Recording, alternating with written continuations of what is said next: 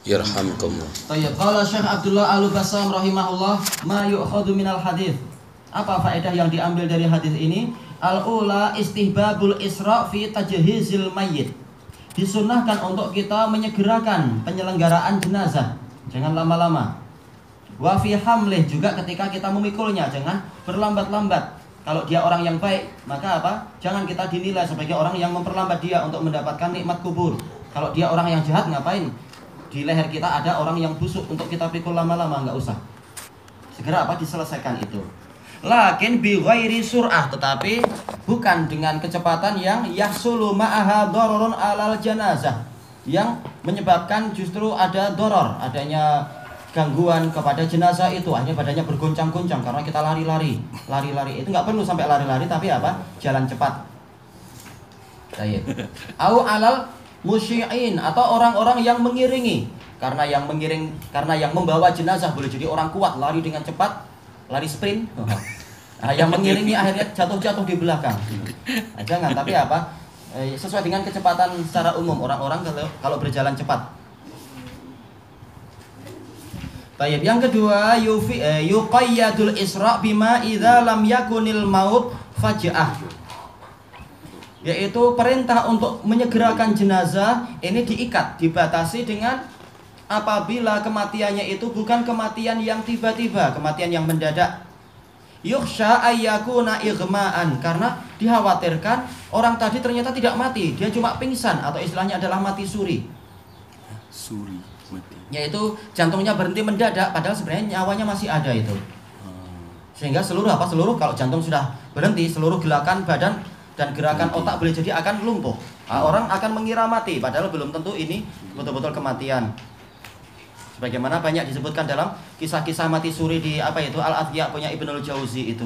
Nah, dokter yang pandai dia tidak akan bersegera untuk untuk memastikan orang ini mati dan dikubur, tapi dibuat beberapa terapi, dikasih dikasih air panas di sini dan di situ dan sebagainya. Boleh jadi setelah itu badannya akan menghangat, kemudian aktif kembali jantungnya dan seterusnya. Ini dokter yang pandai.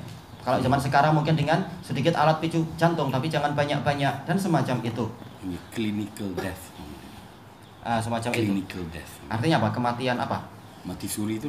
Kematian secara klinis. Kalau kematian itu dibagi biological death.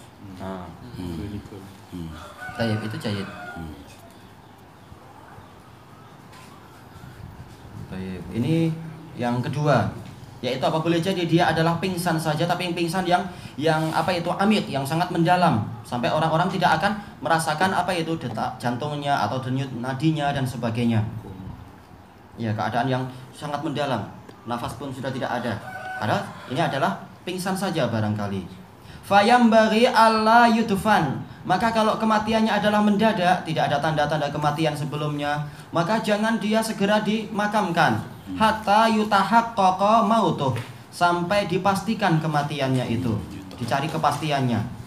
Au yakuna fi ta'khirihi maslahah, atau apabila penundaannya itu ada kemaslahatan. Kenapa? Min kasratil musallin, yaitu banyaknya orang yang sholat. Kalau langsung dimakamkan boleh jadi orang tidak tahu yang sholat hanya 3. Ini adalah kerugian tentunya.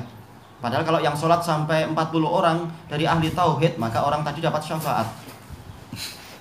Au huduri aqaribih, atau hadirnya sanak kerabat. Karena kalau tahu-tahu sudah dimakamkan, sementara kita sebagai kerabat belum tahu, ini tentunya ada semacam penyesalan. Pengen lihat wajahnya yang terakhir, barangkali sebagian orang, dan ini boleh sekedar itu. Maka hendaknya ditunda, boleh jadi sehari atau 2 hari, tapi jangan terlalu lama. Walam yukhsha alaihil fasad, asalkan tidak dikhawatirkan jenazahnya itu jadi rusak. Karena kalau dia jenazah yang ada penyakit tertentu atau faktor orangnya memang sangat jahat dan Allah benci, boleh jadi dalam nggak sampai 1 jam badannya akan mulai luntur. Nah, ini tentunya menakutkan dan mengkhawatirkan dan sebagainya. Seperti orang-orang Rafidhah yang memerangi ahlu sunnah di Yaman itu. Setiap kali mereka ada yang terbunuh, nggak sampai 1 jam langsung baunya itu busuk. Sampai-sampai orang-orang Palang Merah, karena kebanyakan yang kerja di sana adalah Red Cross, bukan Bulan Sabit. Mereka kalau untuk mengurus jenazah Rafidhah, mereka harus pakai tutup mulut dan tutup hidung. Langsung jenazahnya itu dibungkus plastik baik-baik, plastik yang sangat tebal. Bahkan yang di mana itu, kalau yang di perang di Aden itu Rafidhahnya begitu mati langsung Orang bahkan untuk megang pun nggak sanggup, harus memakai backhoe dari jauh.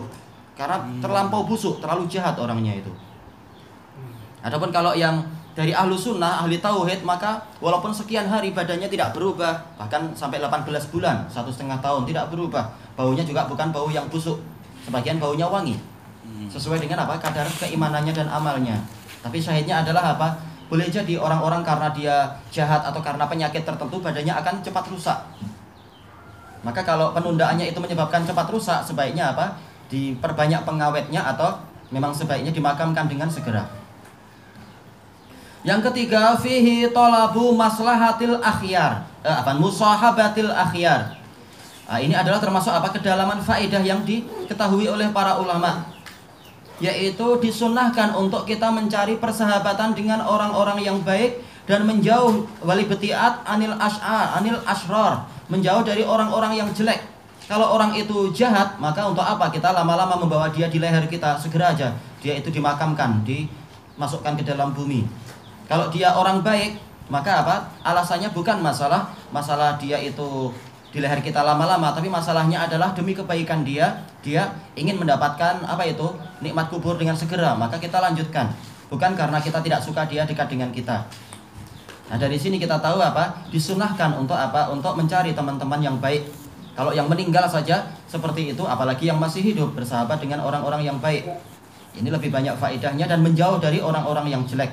Yang mati aja walaupun tidak memberikan manfaat ataupun madarat, kata Rasulullah, itu adalah jelek kalau masih di leher kalian.